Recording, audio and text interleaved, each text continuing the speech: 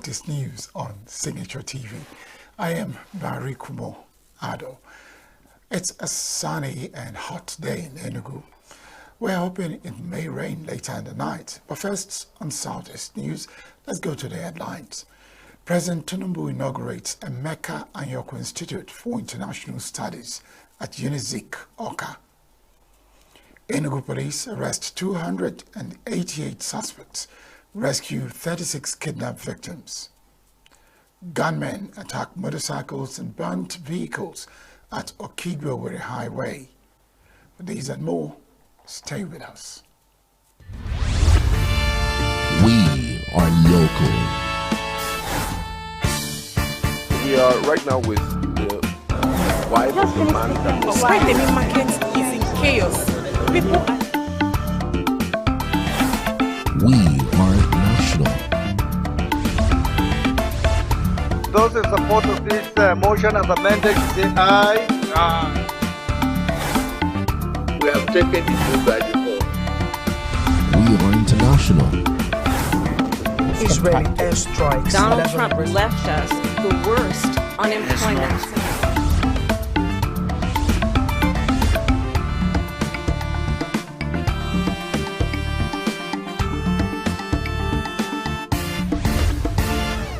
Signature TV, news in your pocket. President Bola Tinubu has inaugurated the Emeka Anyoko Institute for International Studies and Diplomacy at Nnamdi Azikiwe University, Awka. The edifice, established by the elder statesman and former Commonwealth Secretary General Chief Emeka Anyoko, was commissioned by the President on his first official visit to Anambra State.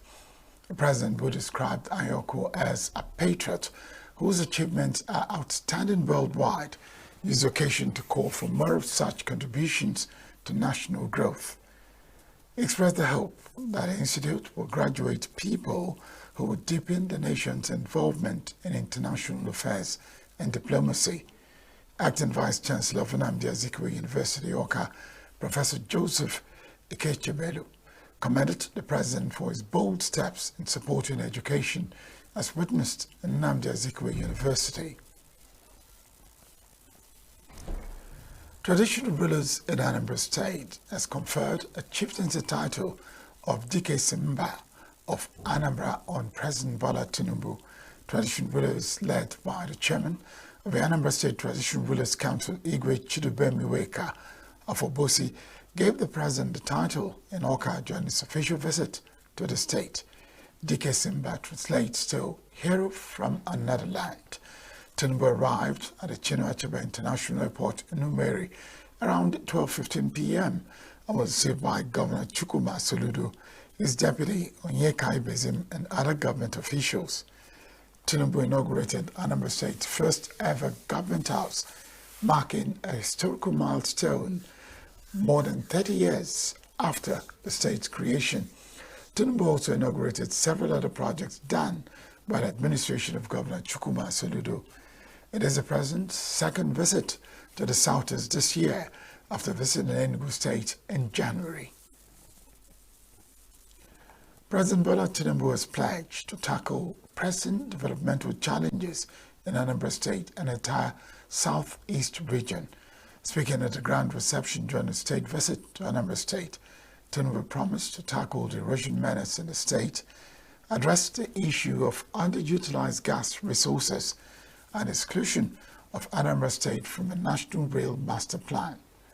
He said the federal government is committed to promoting inclusive development to strengthen national unity. The President acknowledged the backlog of abandoned federal road projects in the region. He stressed the importance of completing roads connecting Anambra to Kogi State, calling them a potential fast gateway between Abuja, Anambra, Southeast and South-South. He also promised federal intervention in ecological projects to curb erosion and vowed to ensure the state's inclusion in a national gas master plan, recognizing its significant gas reserves. Commending Anambra's progress in improving security, Tinubu pledged continued collaboration with the state and the Southeast to promote peace stability, and shared prosperity. The Nigerian President Bola Tinubu has asked the governor of Anambra State, Chukwuma Soludo, to provide him with a plot of land in the state to build his retirement home. The President stated this during a town hall meeting with Anambra citizens during his one-day visit to Anambra State to inaugurate some projects by the governor. Soludo said his government will support the Tinubu-led administration till it concludes its tenure in 2031. Tinubu assured the citizens of his full support in fighting insecurity in the state. Still in Anambra, a member of the All Progressive Congress APC in Anambra State, Ike Ekwensi, has called on the party's governorship candidate, Nicholas Ukachukwu, and its leadership to recognize the contributions of Legacy Action Congress of Nigeria ACN members as the state prepares for a new administration. In a letter addressed to Prince Ukachukwu and APC leaders, Ekwensi emphasized the historical significance of ACN, one of the key parties that merged to form the APC, highlighted the unwavering loyalty of the ACN members who have supported the party through challenging times without adequate recognition or reward. Quincy urged the leadership to consider these foundational members for strategic roles in the new government, particularly advocating for legacy ACN members to be selected as deputy governor. Such a move, he argued, would honor their dedication, foster unity, and boost enthusiasm among party members. He noted that the choice could streamline the efforts of the party's reconciliation committee by re-engaging aggrieved members and reconnecting with grassroots supporters, many of whom trace their political roots to the ACN. Over 50 Catholic priests under the Archdiocese of Owerri Ecclesiastical Province have been kidnapped since 2015. According to a communique released by the Archdiocesan priest Asola Chijoke Ekada, decried the growing trend of kidnapping clergy for ransom, describing it as a lucrative criminal enterprise that has turned priests into targets. He lamented the lack of significant government action to address the escalating threat, which he said was severely impacting the church's mission and community presence. Father Ekada revealed that between 2015 and 2025, more than 50 priests and other religious figures have been adopted, with the diocese of Ayera or Lu Owerri, and especially Okigwe, being the most affected. Okigwe diocese, noted, recorded the highest number of incidents. Despite the danger, Father Ekada affirmed the church's unwavering commitment to its people. The association urged the Director General of the Department of State Services, DSS, and other security agencies to intensify collaboration with local vigilante groups to curb the wave of insecurity and protect life and property. Gunmen burnt over 20 vehicles and motorcycles on the Okigwe-Owerri Highway in Imo State yesterday. The vehicles affected were many trucks carrying shipments, empty fuel trucks and buses. Eyewitnesses at the Okigwe Motor Park said motorists, passengers and residents of the area scampered for safety as gunshots rent the air in the morning. Our correspondent observed that all the shops and markets at Okigwe Junction of the ENUGU-Port Harcourt Expressway are already closed following the incident. As at the time of filing this report, a combined team of soldiers and policemen blocked the road from Okigwe leading to Owerri and Olu access. This forced vehicles going to Owerri and Olu access to stop at Okigwe Motor Park. Some of the people who were traveling on the axis turned back due to security concerns. The exact number of vehicles burnt could not be ascertained, as the correspondent counted only the ones he saw as he turned back at a certain point, as one trailer blocked the road, causing serious gridlock. Enugu State Police Command has announced the arrest of 288 suspects involved in various criminal activities, rescue of 36 kidnapped victims, and recovery of 44 firearms and 173 ammunitions. The Commissioner of Police, Beatrice Giwa, disclosed this during a news briefing at the Enugu Police Headquarters on Thursday. Giwa emphasized his commitment to running a people-centered policing system, warning police officers against corrupt practices and extortion of citizens. He urged citizens to report any police officer involved in corrupt practices, assuring that such acts will be punished according to the law. He described the ENUGU state as largely peaceful despite isolated security challenges such as header farmer-induced crimes and occasional kidnapping and armed robbery. We go to Abia State now, where the government says the new government house commissioned by the immediate past administration a day to hand over lacked necessary facilities and was built inside a private residential area that could expose the life of the governor to several security threats. The state government said that the gigantic building will be converted to a 5-star hotel. Commissioner for Information OK Kano will disclose this on Thursday while taking journalists round the building. Said the government house structure did not have a functional elevator, while the interior of the upper floors was in shambles without necessary facilities. Kano observed that only the first floor of the government house was completed and furnished, while the upper ones were exposed to many structural defects despite huge public funds that were spent on the project. Appealed to the Nigerian public to disregard the reports that the government house was completed. Still in Abia State, the State High Court sitting in Bende, presided over by Justice C.U. Okarafo, set aside ward and local government area congresses conducted by the People's Democratic Party (PDP) in Abia State in 2024. The court also nullified the councillorship and chairmanship primaries conducted by the PDP in Abia State November 2nd, 2024. The Abia State local government election in the state. The ruling followed a suit brought by PDP chieftain ENUGU.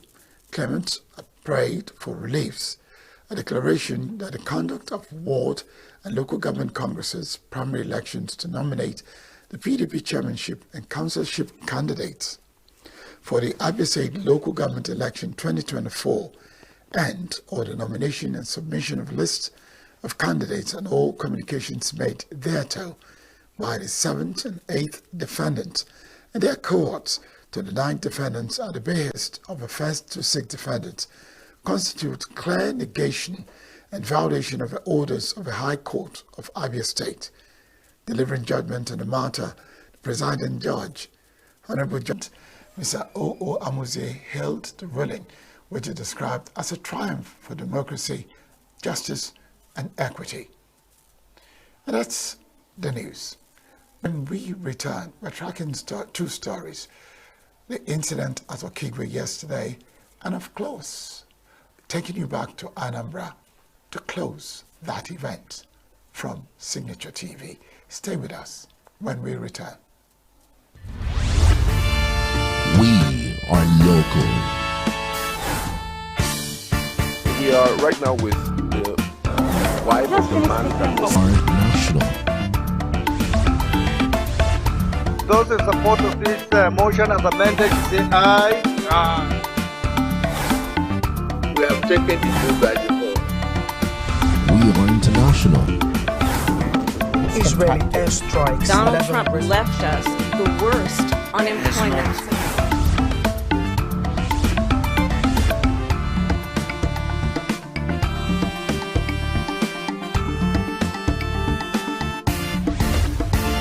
Signature TV, news in your pocket.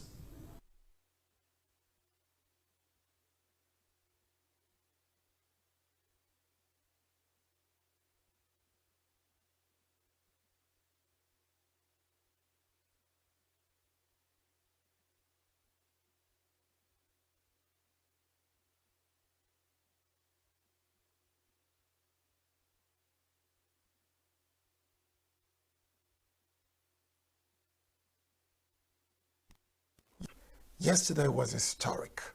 Yesterday for some was monumental. Yesterday for many in Anambra was a day when the president came calling. And for some did say he's looking for a retirement home in Anambra. Well, On the line with me this beautiful afternoon is Uche Ndeke. He's a journalist, and yesterday was very busy for him because he needed to stay in many places. Very fine, very fine. Well, I won't ask you if you are relaxing from yesterday's hectic schedule, because as a journalist, you're always ready and on the go. You're very correct. So, okay, primarily the president visited there to commission some projects that were done by the present administration led by Professor Tokoma Soludo. The greatest of them all is a new government house for Anambra. For the past 35 years, Anambra being on a makeshift government house with the governor's lodge situated in another community, so to say. And upon assumption of office, the governor took it upon himself to give Anambra a new government house that will be housing both the governor, the governor's lodge, the deputy governor's office, the deputy governor's lodge, and the offices, head of service, SSG, and all of them in one place called Anambra State New Government House. So it was very historic for the president and commander-in-chief to come around to commission, inaugurate that particular project. And also fund such. People of Oka or Anambra, so to say, most times go to ENUGU to seek for fun, even to have some sort of relaxation, family relaxation, and all that. We go to ENUGU, Polo Park, and that. And then the governor took it upon himself to develop a site which was meant for Oka Township Stadium. And then he turned it into a fun city with a whole lot of relaxation and entertainment facilities in place. So those were what the president came around to commission. And also, Nnamdi Azikiwe University built a facility which was named after former Commonwealth Meka Nyoko facility inside the UNIZIK. Mr. President, upon arriving the airport, drove straight to Nnamdi Azikiwe University, where he commissioned that project before coming out to start with those ones built by the state government. Thank you, Uche, for that quick one. Now, let me ask this. The governor did talk about helping in terms of the erosion problem in Anambra State. Which of all these events you mentioned, which one do you think will be there to the people? Yes, like you rightly said, the governor made that appeal about Anambra being the erosion capital of the world or in Africa. There are a whole lot of communities being ravaged by gully erosion. Many houses have been washed away, and farmlands is submerged, and all that washed away too. So if we aggregate what the people really want, government house will be for just government officials, and then the fun city will be for a class of people who, if you say, maybe would afford to get themselves to that place. But then the majority of the people will benefit if the gully erosions issues are tackled, if they are given prompt attention. Oko, Agolo, Nanka, Obodi, Ekulumili, a whole lot of communities being ravaged by gully erosion. I am sure if, just like the governor said, it's not what the state government can embark on. So that's why they are calling on federal government to assist.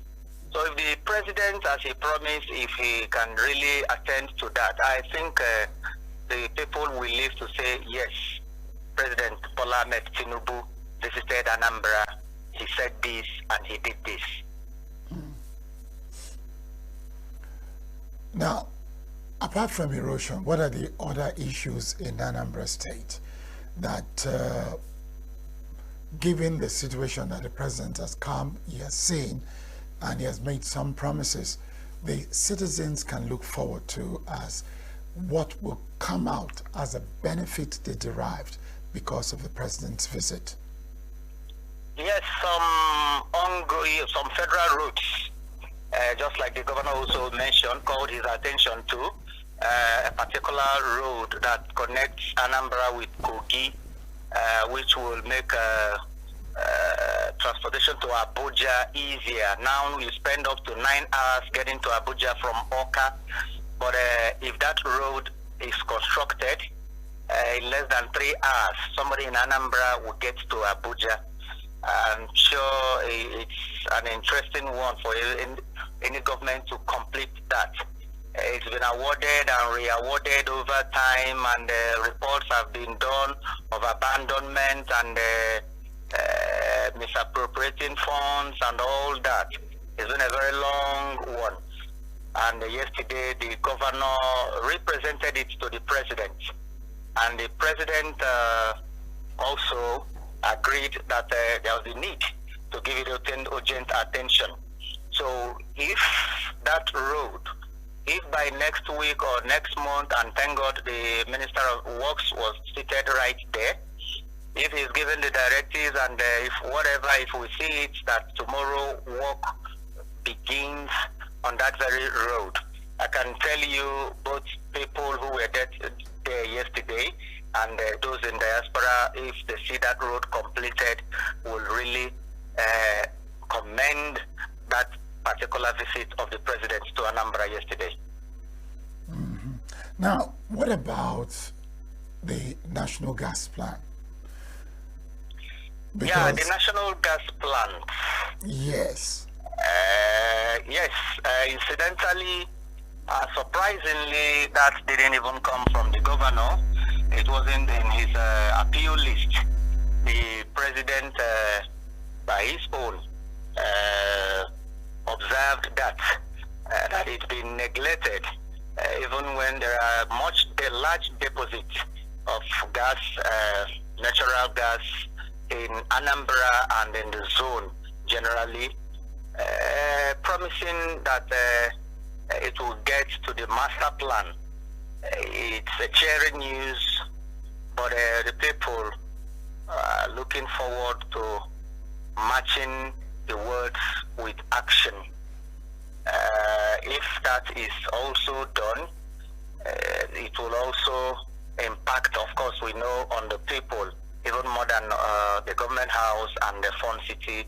That was basically why he visited Anambra yesterday. Okay.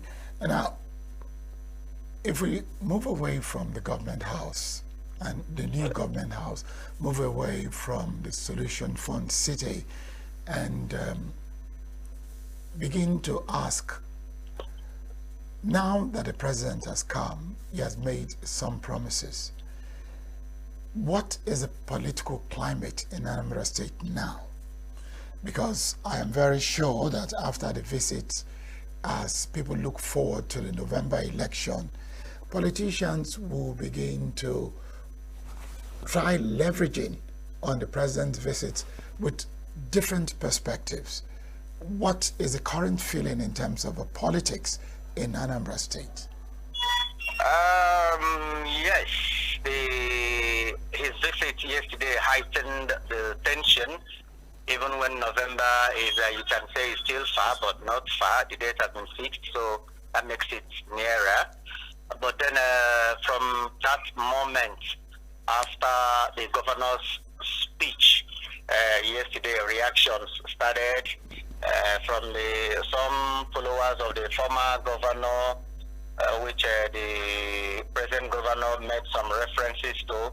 People started reacting, and then in Anambra, APGA is the leading party, and then federal government, APC also have their own candidates in the state. for the November 8th election. So it's been banter upon banter, and people trying to own the visit, and people trying to discredit the other, saying, no, this what happened, this person could not get access to the president, and then this and that and that. It's been heightened up, and they are really hitting up the polity with that visit and speeches yesterday. So that is the situation now on social media. People have been talking, old pictures and events have been resurrected to clear points and doubts and make points and all that. So that is the situation now in Anambra. Uche, while you were talking, I was asking myself a very silly question. Anambra citizens looked forward to the president coming without any political colorations to see what the state can benefit with the intervention of the presidency. So why are we having a political spat following the visit of the president? Some analysts say, though the president had visited ENUGU, which there's nothing like an election or cycle there. But then Anambra, I think, became an issue because of the off-cycle election, which is coming up in November, and we already have candidates.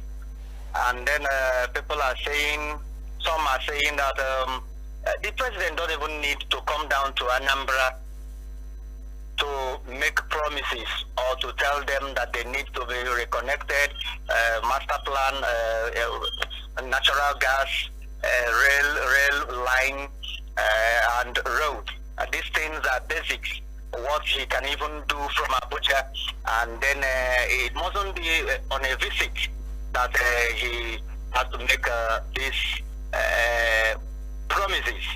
So based on that, they are saying the whole thing is shrouded in politics. And going by the remarks of some stakeholders, even before the president's speech, suggested so too.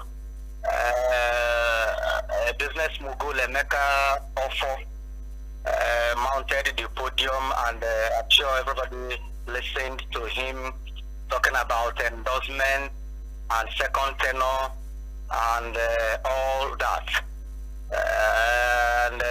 So you cannot really remove politics from it, even when they tried to say no uniform of this or that. But it became more than wearing uniform. The words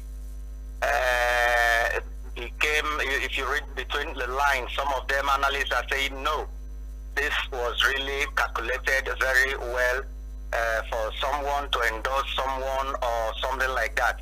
So it was just more than a mere normal visit, according to some analysts. And then some are saying no, it was purely just to commission the projects that have been done by the present administration. And that is why I think it's being heated up, that it's political. That's where politics comes in. Because in the speeches, you will also agree that there were political words, permutations, and realignment and endorsement lines inherent in them. So we cannot really take away politics from whatever that happened yesterday. So if you can't take away politics from the presidential visit to Anambra State, how would the average citizen in Anambra benefit from this?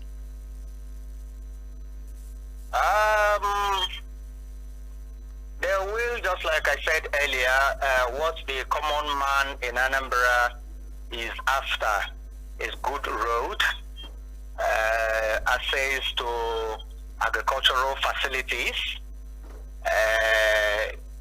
secured environment, which Mr. President also mentioned, security, very key. And then some also argued that it was not proper for Manufacturers Association of Nigeria, somebody mounting the podium to getting the opportunity to speak to president face to face and not mentioning the issue of electricity, which manufacturers in Anambra, industrialists have been crying and asking for its power supply. And so if these things are strengthened and delivered, those are the ones that the common man will benefit. The common man in the streets, the farmers, the rural farmers, those who have been affected by flood. Yes, the president, they also mentioned flood. The governor mentioned the issue of flood, the silting of the Niger, dredging of the Niger, and all that. These are basically the ones that has to do with the common man in Anambra. The ones, the political angle of it, I'm sure, is for the few who are involved in politics. The common residents, their own is November 8th, they will go out and perform their civic duty, however they wish. But then before or even after that, what matters to them is that President Bola Ahmed Tinubu visited Anambra, and these are what they have been seeing after his visit. He promised this, he promised that. We have seen this, we have seen that. I think that will outlive whatever the political aspect might present. Thank you very much, Uchendeke, for coming on to Southeast News. It's been my pleasure having you on the program. I trust that we'll be talking from time to time as we have the build-up towards the November election. I'm at your service, sir. Thank you very much, sir, for having me. Thank you very much. You have a great day. Thank you. When we return, we will be focusing our attention on what took place at the Okigwe area yesterday. Stay with us. Every second, every minute, every day, news is breaking. Events occur and there are new developments. At Signature TV, we follow these stories objectively, bringing all sides without bias, explaining the complex issues, breaking down the numbers, and investigating the issues behind the news. Anywhere and everywhere, near or far, wherever the news is, we will be there. Signature TV. News in your pocket.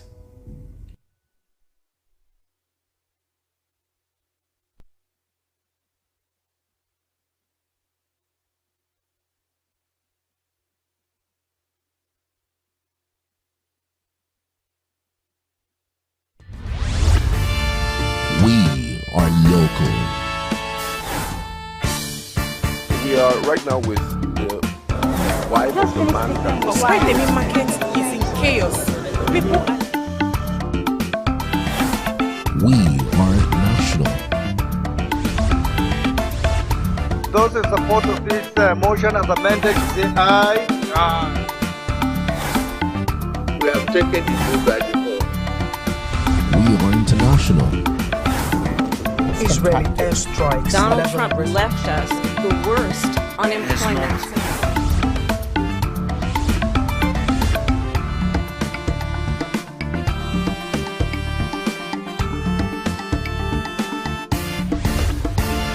Signature TV, news in your pocket.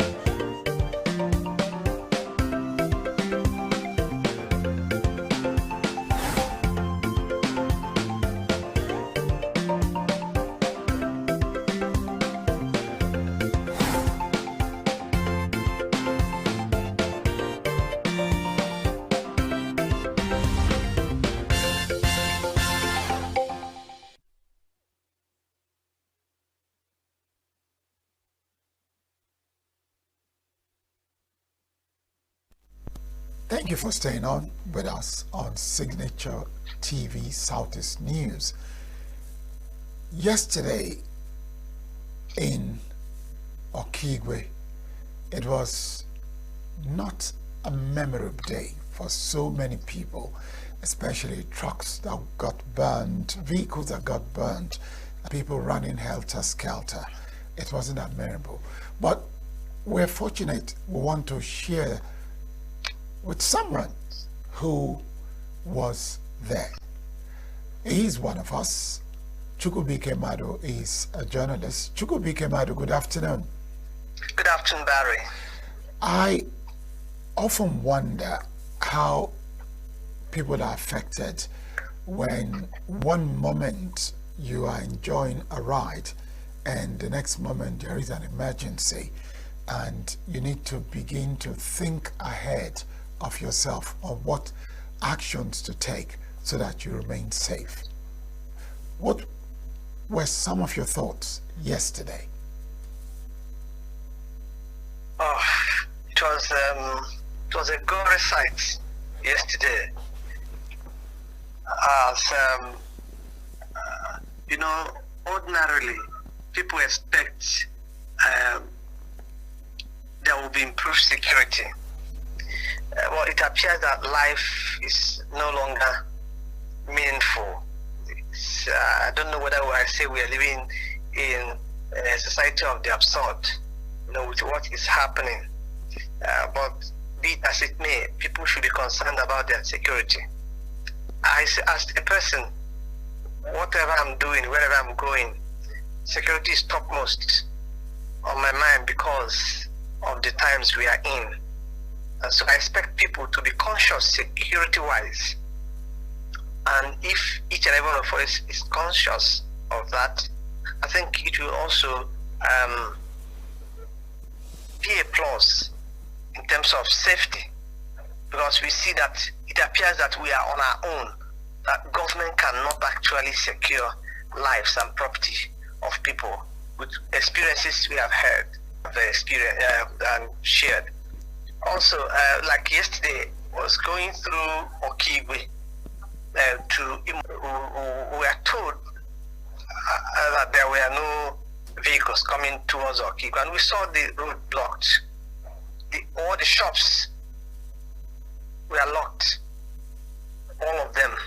The place was deserted. People ran gunmen, because I do not believe that these people are actually freedom fighters, as some of them claim. These are mere criminals harassing, molesting people, and people who have taken drugs. Because I don't think that someone with his clear eyes and in a sane mind would do what they did yesterday. Carnage. People took their heels when they started gunshots. The vehicles coming, these articulated vehicles and trucks carrying chippings as granite from, I think, either from the Igwe area and also Ishiago there. You know, we are lined up going, if we are conversant with the operation, even on ENUGU Abakaliki Highway, they usually go out in the morning and in the evening you see them. So they were lined up, and unknown to them that they awaited them. Their vehicles were burnt. These are vehicles that cost millions of naira to purchase, with our economy today, people shed the tears. Not only were the vehicles burnt, I counted about 16 of them that were burnt. Articulated one gas tanker was also affected. The vehicle was burnt, but luckily it was empty, because if it were loaded, I don't think that some of the people involved would have also been, that set it ablaze, would have been alive to tell the story. The whole place would have been engulfed. I wondered how people who lived around the area would have felt, their state of mind, as the whole incident occurred. About 5 corpses were carried by security men. We saw, because all of us converged on the Okigwe Motor Park. There were also people who had their motorcade. They were also conveying a corpse for burial. All of us were there, so they couldn't go anywhere until around 2:30, when the military signaled that the road was safe, and they stationed themselves there, the military, at that junction. Even those who wanted to go on their own, they said they will shoot you if you go there. Since you want to die, let them shoot you first. So people complied. And as we wanted to go, we continued the journey, because we are going for burial. Some people who accompanied us, I had to tell them, let us go back, because of security concerns. When it was even getting late, some of them insisted until we were stuck in traffic, because as we moved, we saw the other vehicles came out. Those are packed from the Olo side, and those coming from the Port Harcourt Expressway. So it was quite chaotic, and a vehicle, a trailer, blocked the road, which was also burnt. It crossed the road, so the military and security and police had to create a pathway which allowed vehicles to move, and it was just a lane. So it created a whole lot of chaos that yesterday. We eventually turned back, but I even saw a man at the park who was quite an elderly man. That those men, he was lucky, they spared his life. They took his Sienna. He was a transporter. He took his Sienna, and he said that the vehicle did not belong to him. He was just crying like a child. He didn't know what he was going to tell the owner of the vehicle, And there was another person who was shot in the hand. He was lucky to have escaped. So one wonders, why would these people be doing this kind of thing to fellow human people who are innocent, who did not offend them in any way? Why would that be in Igbo land, and anywhere for that matter in Nigeria? Why do you asking that question? Let me also ask this. Probably you'd be able to answer both of them. Was there any type of conflict within the Okigwe zone, especially because you talked about articulated vehicles being burnt, trucks being burnt, and these are facilities that are being used for economic purposes, moving chickens from one place to another, moving sands from one place to another. Were there any issues involving probably the truck drivers and some other people? No, there isn't. In fact, there are 2 speculations. One is that these people who claim to be members of ESN and IPOB, said there's a claim that Nandekano had a case in court, and any day he had a case that people shouldn't move, they should respect him. That's a school of thought, in the argument. The other was saying that probably because the president came to Anambra yesterday, they just wanted to show off, to tell the president that the land is not safe. Whichever case it is. I don't know what I don't see the correlation in all these things. How lives of innocent people, innocent citizens like them, or not like them because they're criminals, or innocent people will be put in jeopardy, and there will be panic in the whole place because some people wanted to achieve their aim. I think there is an axis of this crisis, heinous crime. From that, and it's contiguous, Ihiala, Okija, Osumuhu, Mbose, to Olo, Oso area, Nimpi, Omuma, Awomubidi area, that axis. That is where these crimes are more prevalent. And I was thinking by now that our security forces would have flushed these people out. In Olu zone, there are places, communities that are totally deserted. These people have occupied them. And these are not forests. They are not bushes. People live there, used to live there. They have deserted their homes. In these places, anyone who wants to bury will go and pay those men before they come for burial. And they give them time. Maybe you bury the person within 30 minutes or 1 hour. Everything is done. People will just do the burial and go. No event, no eating, no festivity, no welcoming of guests and all that. You just do it unceremoniously and leave. And that is the times we have found ourselves. I think our government, to me, has not done enough. If security and welfare are the primary responsibility of government, I think that government has not justified that responsibility or those responsibilities.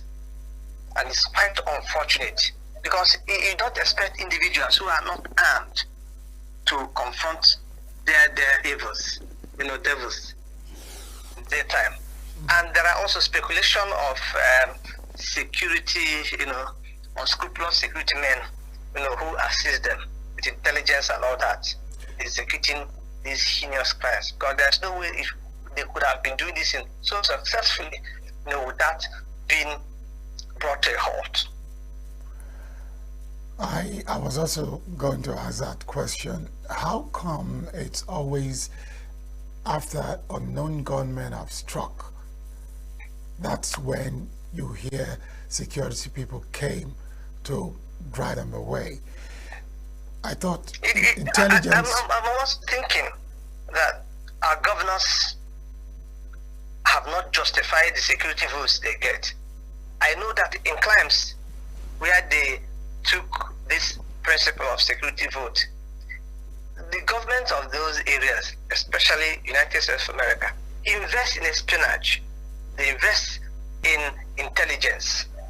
And that money is part of what they expend because they don't account for these monies. So they spend it on intelligence. What use is those security votes given to governors that they don't justify? Intelligence is what governs the world in terms of apprehending criminals. So why can't they really invest the crime, so that we can arrest these criminals? These things are not rocket science. A well thought out plan can solve this issue.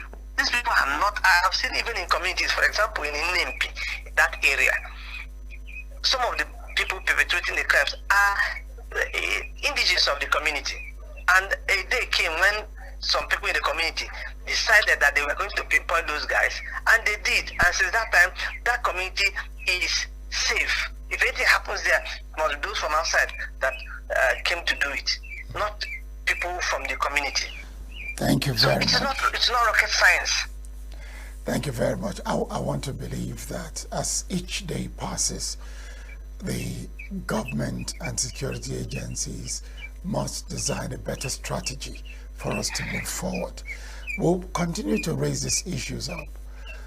Chukwubike Madu, thank you very much for coming on to Southeast News and giving us a deeper insight into events that took place yesterday at Okigwe. You're welcome. All right then.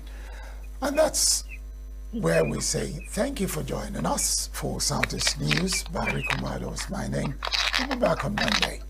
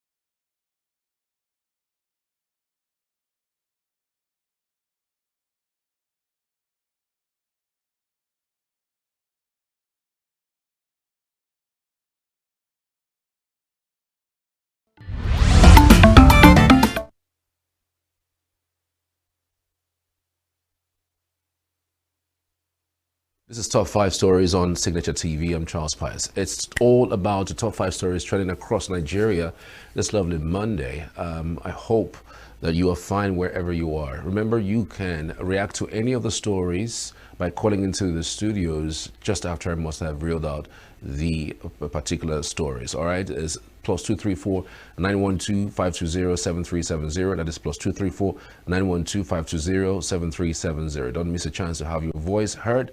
Let's dive straight into the top 5 trending stories of the day. And in the headlines, Rivers women rally in support of emergency rule. EU foreign policy chief urges maximum pressure on Russia over Ukraine war. Details shortly.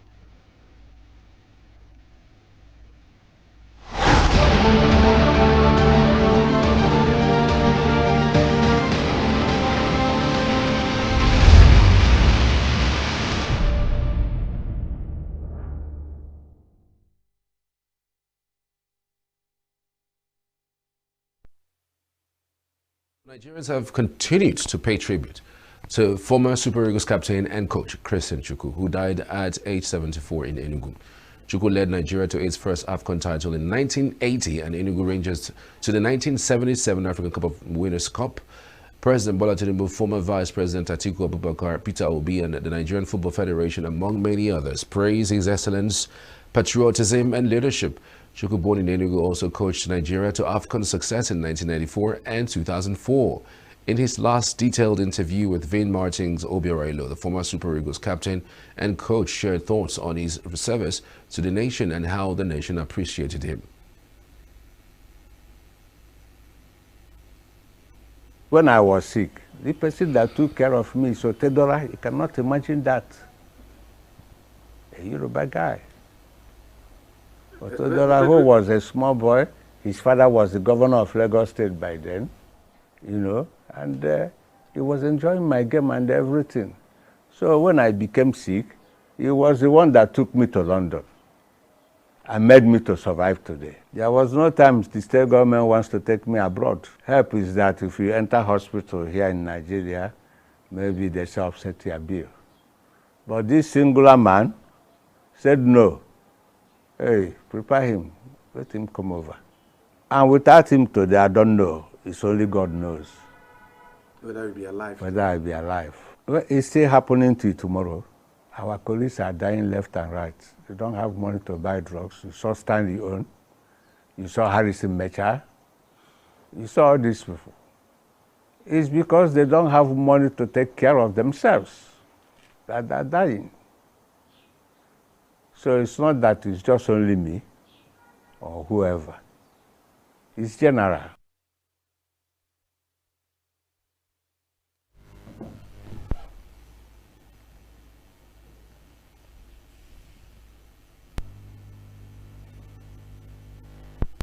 He reflected on captaining the Green Eagles, so Nigeria's first African Cup of Nations title in 1980, and his years coaching the Super Eagles, including a bronze medal finish in 2004.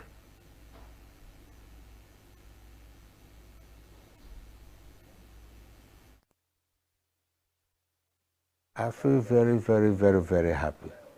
You know that winning the Nations Cup was not easy. We started in that 1994. 74, you know, I was the captain 74, 75, 76, 77, 78, 79, 80. See how many years we were together. So we become a solid team. For that laurel. Our first Nations Cup was in Ethiopia. When we went there and came back with a bronze. Our second Nations Cup was in Ghana. We went there too. We came back with bronze medal. And the third one was in Nigeria where we are hosting. We said no.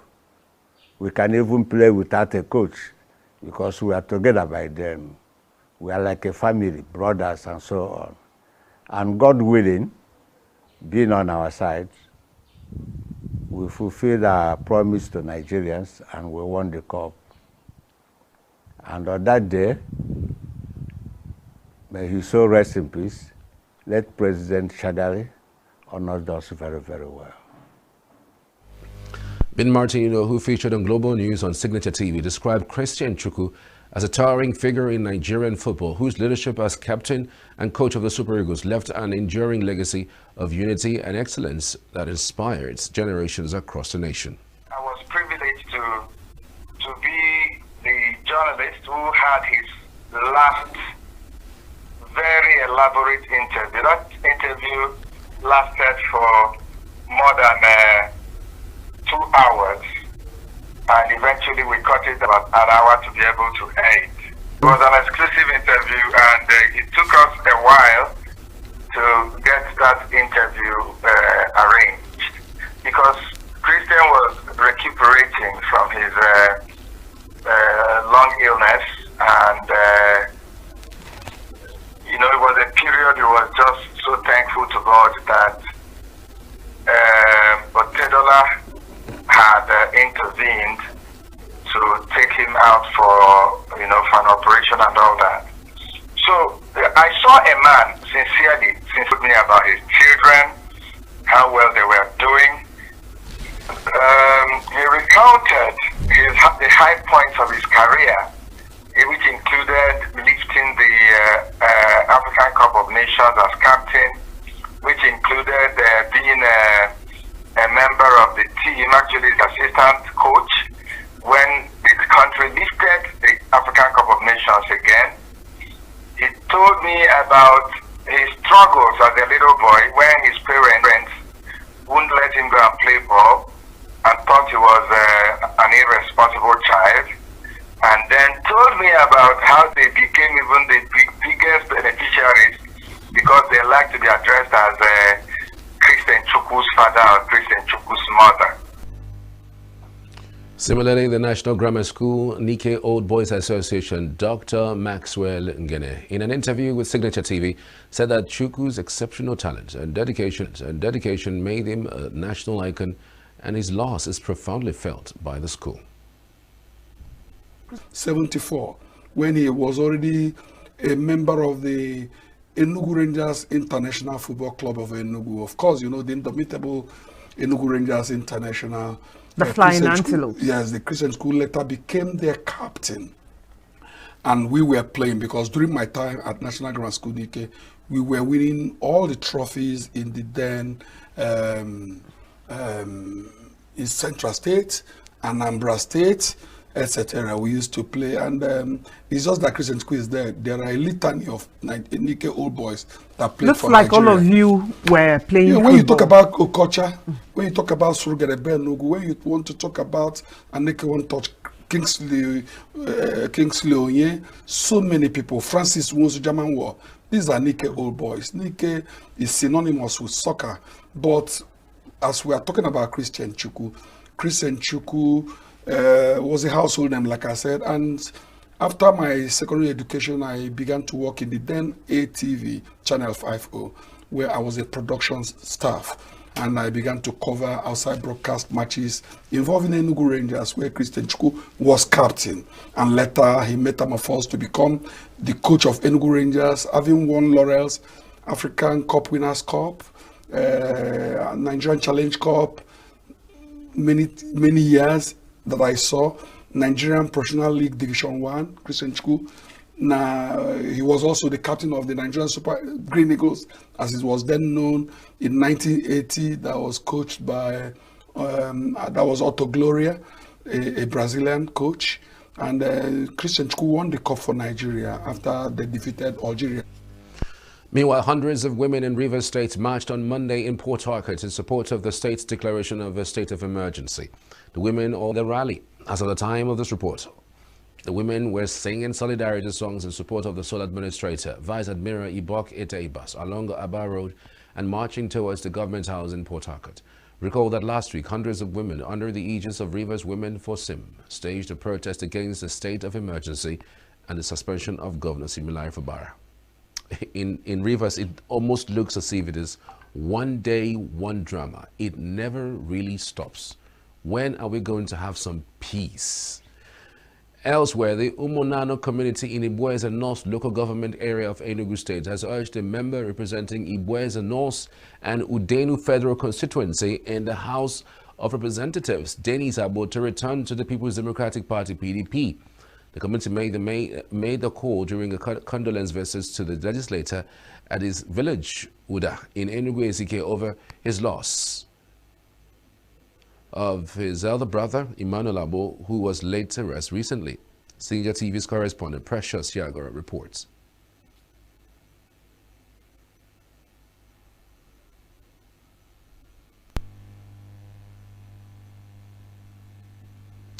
All right, we'll be back with that particular story, but in the foreign scene, EU Foreign Policy Chief Kaja Kallas called on Monday for maximum pressure on Russia to end its war in Ukraine, a day after a missile strike on the Ukrainian city of Sumy that killed 34 people, according to officials.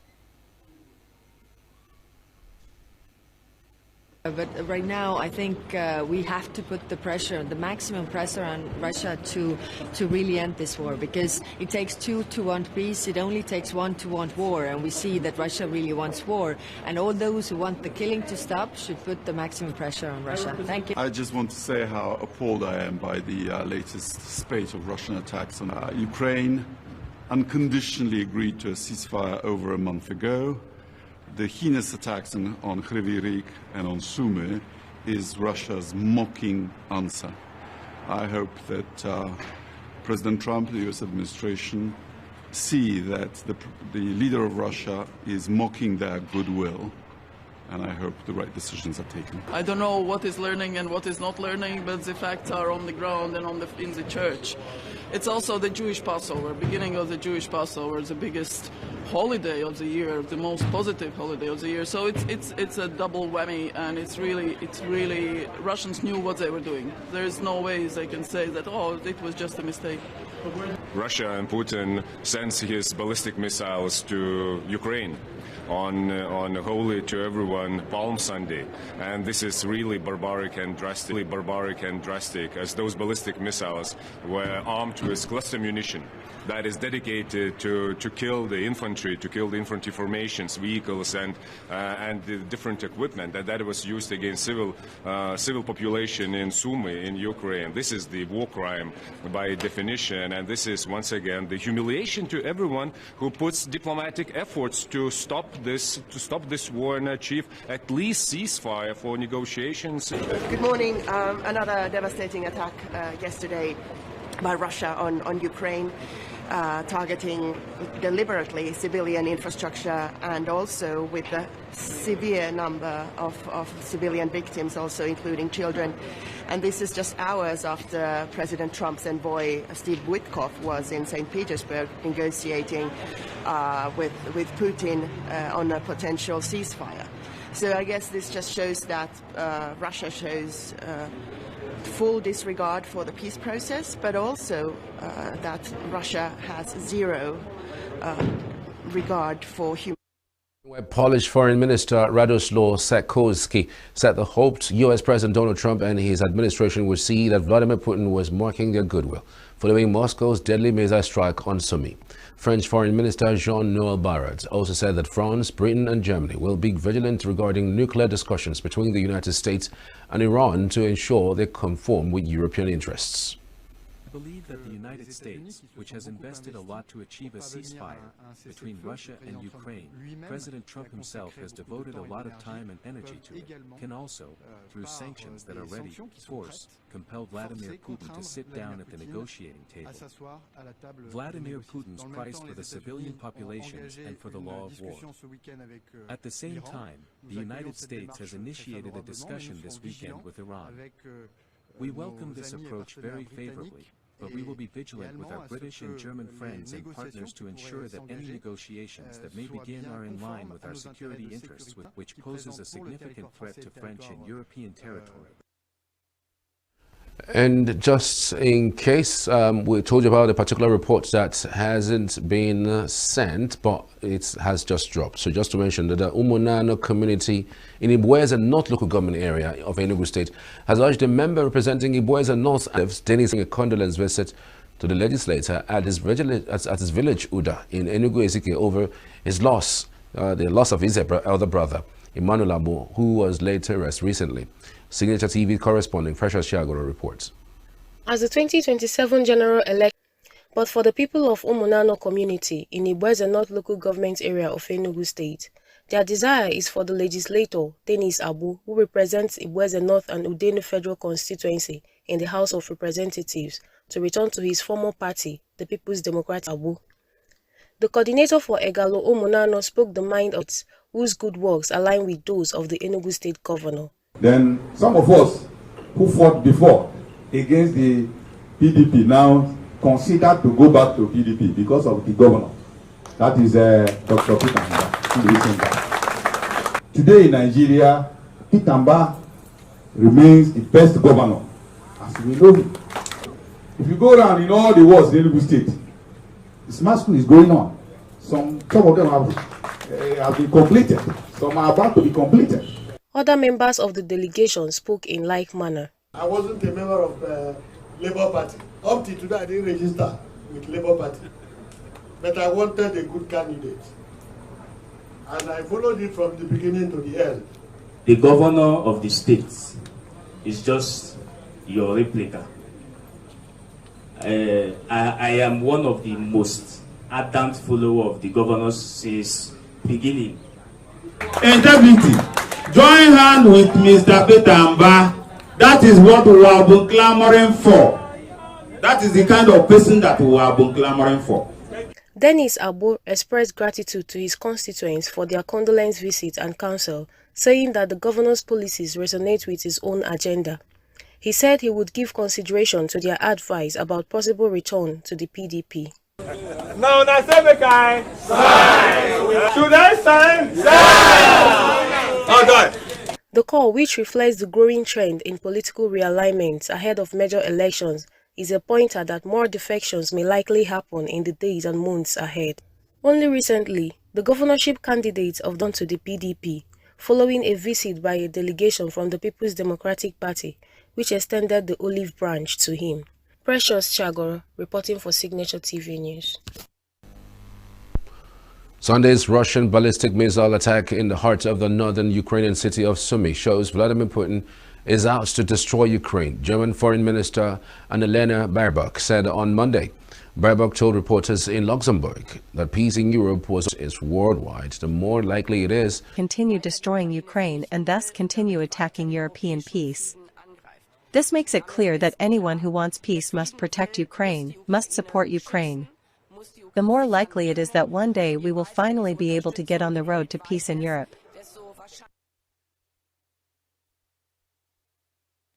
Monday's EU foreign ministers meeting was likely Baerbock's last in her current capacity as Germany's representative.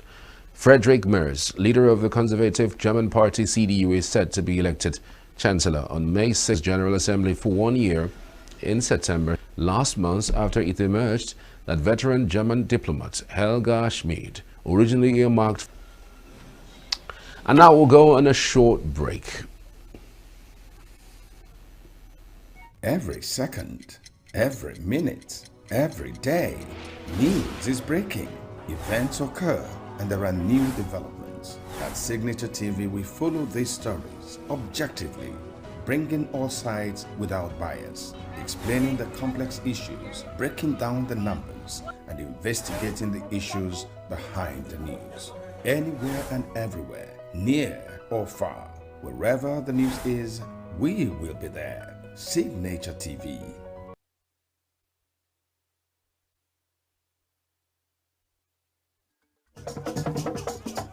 With a population of about 36 million people, the Southeast is awash with stories. Every day on Southeast News, we tell the peculiar story of the Southeast and her people. Our Southeast. Community achievements and challenges, completed and uncompleted projects, bad roads, water scarcity, erosion, flooding, insecurity, or even disagreements. Bring it on to Southeast News. On Southeast News, no story is too big or too small. Southeast, 4 p.m. WAT, 1600 hours GMT.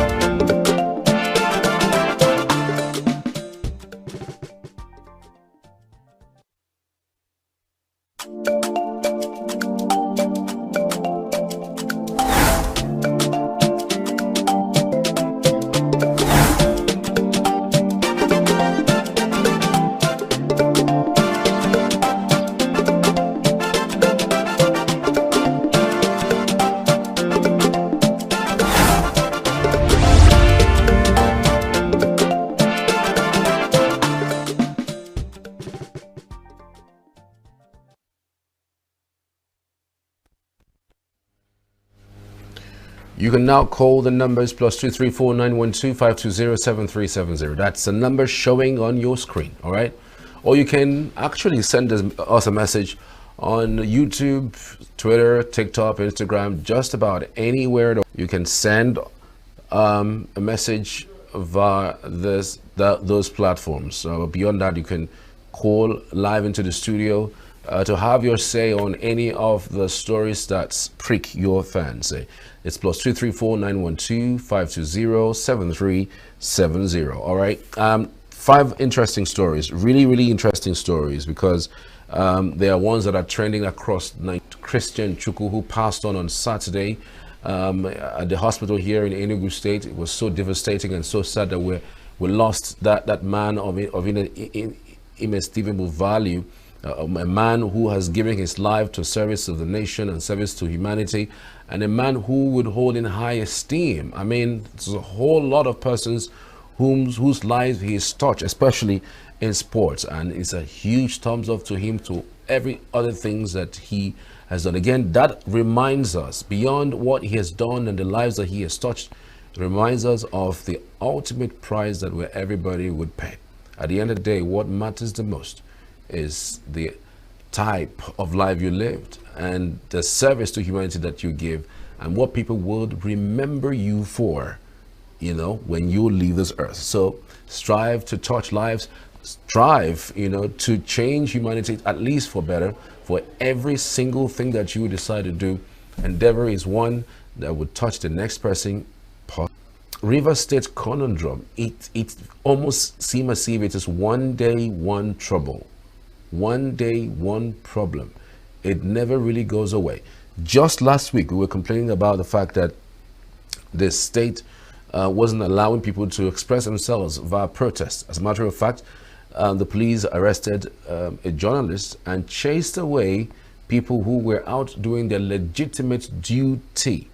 Well, duty, have to put that in quote and unquote, especially in Nigerian context, because lately we've seen that it is nearly impossible to express yourself in a way that you want. The reason is, even very recently, we had a song that was banned by this government just because the song highlighted the ills that most Nigerians are facing. But then you would think, well, are we in a dictatorship? Is this democracy that our forefathers fought for? Is it one of those things that we're looking at as a military dictatorial tendencies of this current administration? To even say the least, this current president was one that fought for this democracy. You know, he was one of the leaders of NADECO. You know, people who fought the military, you know, to get away so that we can have some democracy. But here we are with all our democratic tenets, rules. Interesting. I mean, it's it's painful to see how these things work. So then you think that all of these people in the past who, you know, fought for this so-called democracy, really, I mean, are we really sure that it wasn't because they are on the losing end? That's the reason why they're fighting? I mean, is it not becoming clearer by the day that those who actually fought for democracy, fought for the rights of people, who came out to protest, are now showing us that, really, look, that I fought then meant that I wasn't invited to the table to eat.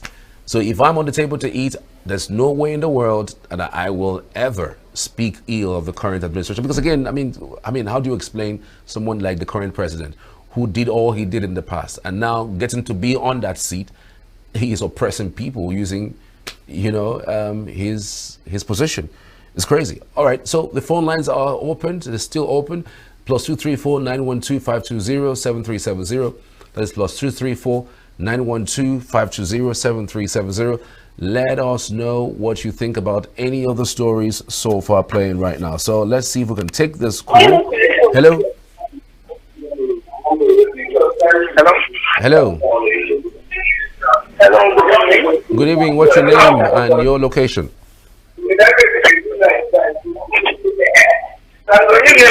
Hello. Yes, I can hear you. Can you speak up a bit? You're speaking with Matthew from ENUGU. Matthew, go ahead, please.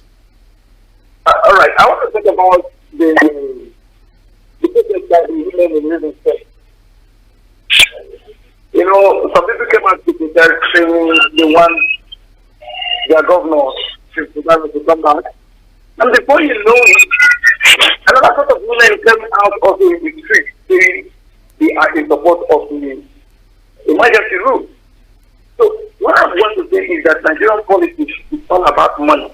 Somebody is somewhere influencing these women, giving them money to come out and protest. I don't really think they are doing what they are doing willingly. That's just my candid opinion. Thank you very much. All right, thank you so much, Matthew. It's nearly impossible, really. I mean, in times like this, it's nearly impossible. So, I mean, let's just state the fact. There's no need to try to bend it.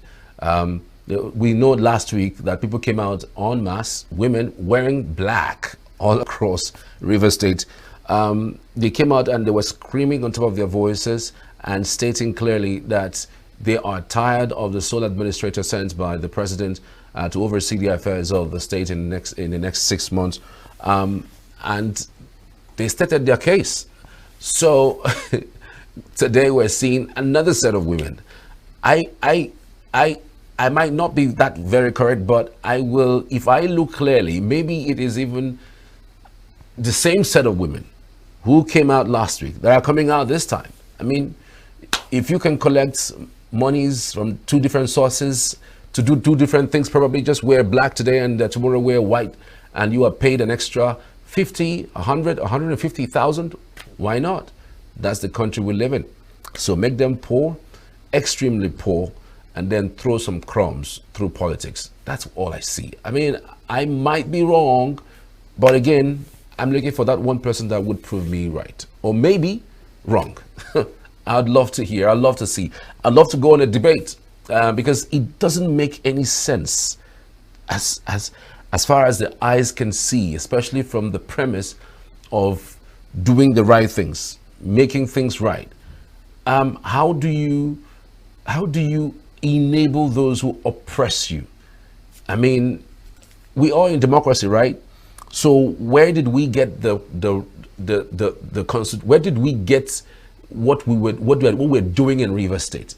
Where did we get it from? It is alien. So it really doesn't make any sense that someone would go to the street to protest that my oppressors should remain. Whatever they're doing, they should remain. It really doesn't make any sense. Anyways, so we have all of those stories for you. 5 of them. You can react to any of them.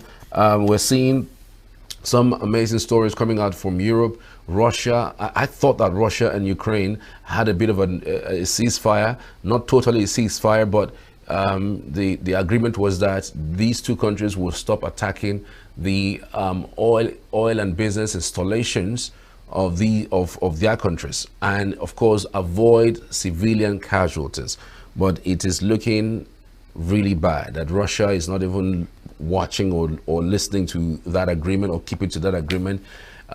It does look like there is still fire on the mountain in that axis, and Europe looks like they are stepping up. They're no longer waiting for the United States to take the lead in this situation, because apparently, according to Donald Trump, that's actually what America has been doing in the past. Taking the lead in protecting people in things that has to do with Europe. And so in that state, they lose a lot of money. They lose a lot of attention in terms of the monies that we're supposed to be using for their own people. They're using it to procure arms for these countries that are around Europe without anything to get in return. So Europe is beginning to see that America's demeanor is changing towards them, and so they have to step things up. And I'm sure that's the reason why France, Britain, have been consistently making comments and doing meetings in order to galvanize and stay one in terms of the next action plan that they're going to engage. Because again, how on earth is Russia much more powerful than the entire Europe? If the entire Europe stand behind Ukraine, I see no reason why they're able to beat Russia. Yes, good afternoon. Good evening, Mr. Charles. Good evening. Name and location, please. My name is Shina. I've been a regular caller on this program. I'm calling from Port Harcourt. Thank you for calling. Thank you, Chagaram. Yes, I want to use 1 minute to say my condolences to the family of Christian Chukwu for losing a veteran footballer and a coach, someone who has impacted on us as Nigerians. Growing up as a child, I think I watched USA 94 and I watched Atlanta 96. Even if he wasn't part of, I think Atlanta 96, he was instrumental to Nigeria's impact in the USA 1994. And today, he's no more. May his soul rest in perfect peace. Mr. Charles, looking at the issue of the women who protested in Rivers State, I think there is going to be more protests in Rivers State sooner or later, because the democracy that Nigeria claims they practice isn't bastardized by the present government. And Rivers people are beginning to see reasons why they should come out and speak. And remember, Rivers people are not dummies. Rivers people can speak and they can act. So the protest you are seeing now is just one of them, because more are springing up. We are waking up to speak our mind that enough is enough, and we want our governor back. We want the governor to take his duty as the governor of Rivers State, whom we elected. So we will see more of these protests, and in no time, just be assured that we are coming to speak our mind. Thank you, Mr. Charles. Thank you, and God bless you. Thank you so much, Graham, for your insights. I mean, it's looking really confusing, really. I mean, if you see the numbers out on the streets, you'll be stunned at those who are supporting state of emergency. State of emergency. Removing a governor, suspending a governor, removing a governor unilaterally.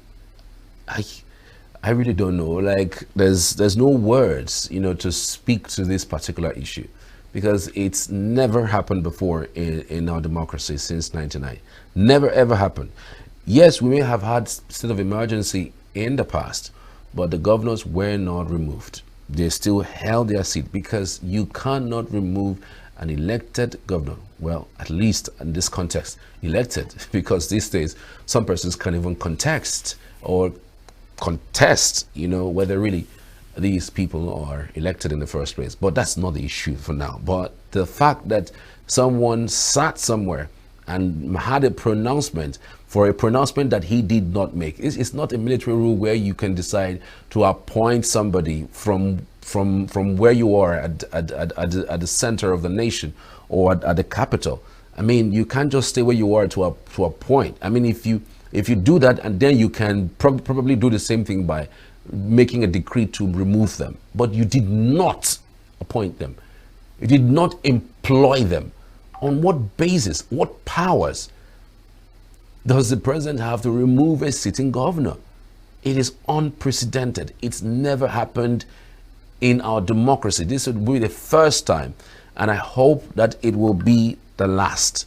No president would have any reason to remove a governor and suspend the governor and ask the governor to leave when their tenure are not done. The reason is, tomorrow somebody can step up as president and said, since Tinubu did it, nothing happened to him, then I could do it. I could decide to suspend 3 governors and say, read one part of the constitution that makes it controversial, and tell everybody to go to the street. You know what?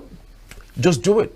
So we're laying a foundation that may not all go well with us in the nearest future. I hope that at some time in the nearest future that we will not have these issues, and then also the president would rescind this decision of suspending an elected executive, I mean, of a state like Rivers. I just hope so. Let's take this call. Hello? Hello? Okay, the call, you'd have to try and call us back. That is +334 912 520 7370. Sorry about that. I think we just had a little bit of drop call, but try again. That is +2349125207370. So it's important that these things are really clarified, because again, we needed to have the Supreme Court deliberate on this and give us a stand. I mean, on what basis would we have the president removing a governor from power? On what basis, really? This is something that we need to speak to with a view to finding a solution. Okay, so when you call, please, as much as possible, turn down the audio on your radio. It's very important, so we wouldn't have a holler back. So we still have space for a few phone calls, because we still have a few moments on the show. So try the numbers once again. That is +234912520 7370 9127370. Just about any of the stories so far training that you want to contribute on, do that right now. So would love to hear from you as always. Let's go on this short break. We'll be right back afterwards. Do stay with us.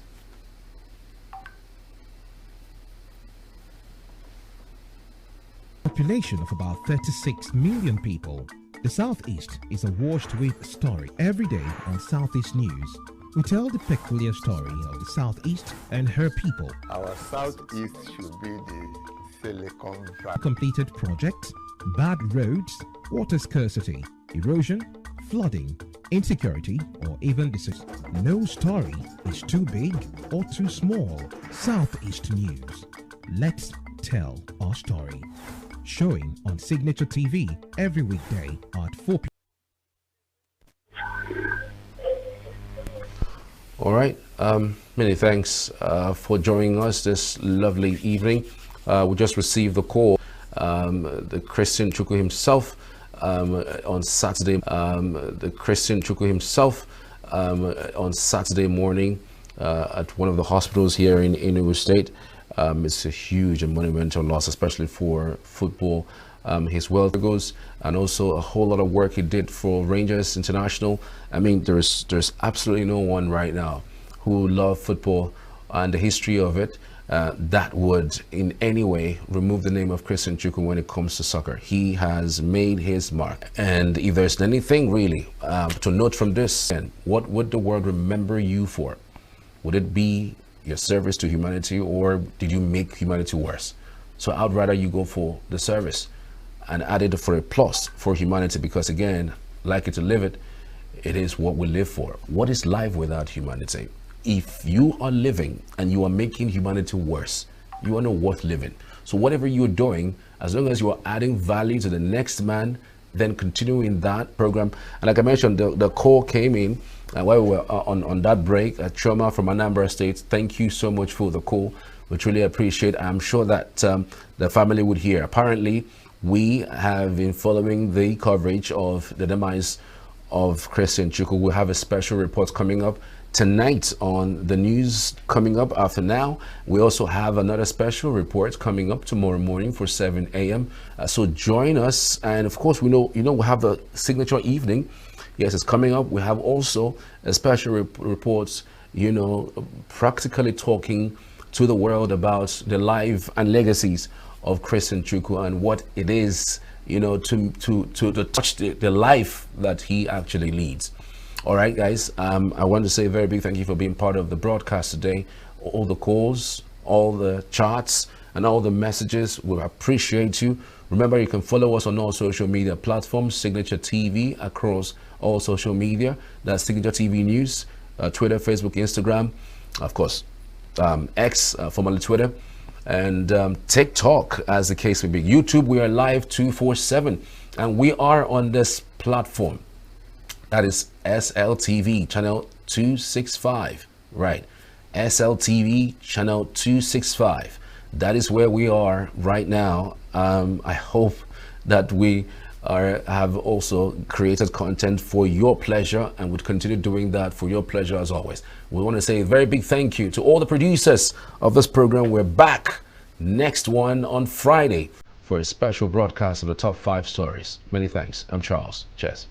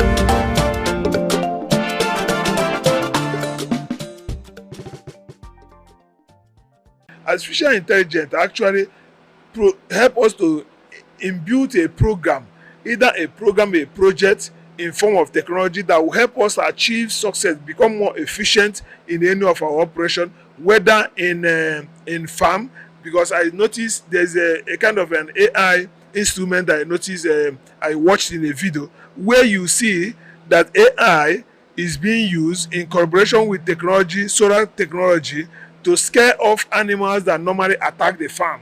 You know, it will blow bugle, make different sound, you know, even release a gunshot sound. And but these are not real gunshots. But when maybe a monkey or that attack maize, that harvest maize and all that came to that very farm, you will censor that very monkey and begin to make those or birds are perching on the crops, so it will sense them and begin to make those sound, and they will scare them away and they will never come to those farms. It's also is goes a way to show that AI and technology is a hallmark of our development. It's very going to enhance our development, but the only caution is that we need as well to protect the human race, protect the human privacy, protect while we are implementing the AI and technology in any spheres of life. So if we must grow, we must go with technology, we must go with AI. That's the current thing about it. Artificial intelligence, it's come to stay, right?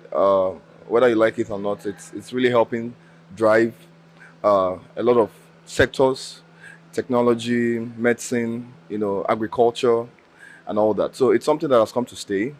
And the only reservation that we have about it is that it's going to take a lot of valid jobs from humans, right? And I think that's the only concern. But you wouldn't compare the benefits, right? Because globally, AI drives the economy. It drives virtually everything that we do, and so it's a win. It's a global win.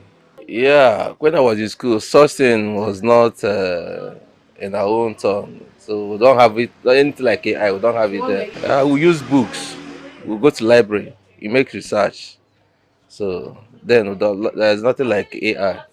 You have negative balance in some individuals, because sometimes students, especially students, they don't really think again. They just type in whatever they want to get. They just get the answer without stressing their brain. So for me, AI is not good for these recent children. AI is good. It will make you not to be going around, going to library, searching for, as in looking for research. Immediately you open your phone, you will see everything. So for me, it's okay. I'm in secondary school. Anytime they told you to research for any subject, you'll be going around looking for where to get it. But now you open your phone and everything will be open. So I'm happy. It's good for me. Actually, I've not used AI before, but according to people that are using it, they say it's good for them, for students. But from my own perspective, I would say AI is making the students to be lazy, because they think that that is the easy way of of researching questions, some question in internet. But for me, it's making them to be lazy. Instead of them cracking their brain, thinking, as in making their brain to work, they'll find the easier way, which is the AI, to answer the question for them, which is not good.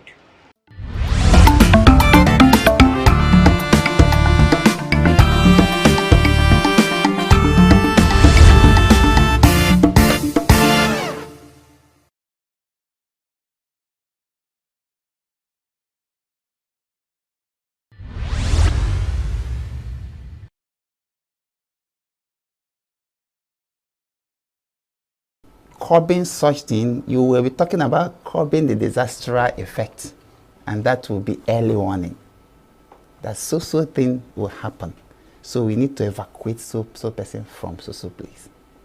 Now, we now want to talk about let this thing not happen again. There are so many things associated with it. But there is one occasion by global warming when you have sunlight. I don't want to define that because I'm a deputy director of climate change department. So when you talk about that, we have to start adapting and mitigation. You've been hearing about climate change. Yes. Do you understand? And it's not a year thing because it's a global issue. Suffice to say, this is my own word, that the earth don't need you to survive. We need the earth to survive. Very true. Whether you are here or not, the earth will survive on its own. If you check tectonic, plate tectonic, find that it breathes. All these earthquakes, all these volcanic eruptions, they are natural occurrences. And that's how the earth breathes, that's how it forms.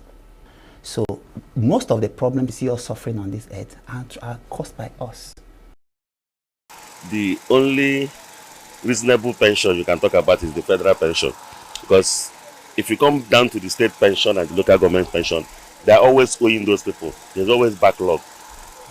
But even with the federal pension, I retired from Nigerian Navy, the way they are being paid is too poor, the pension is too low, and all the contributions people made with PENCOM and defense and stuff is not really being well attributed to them in the way it's supposed to be.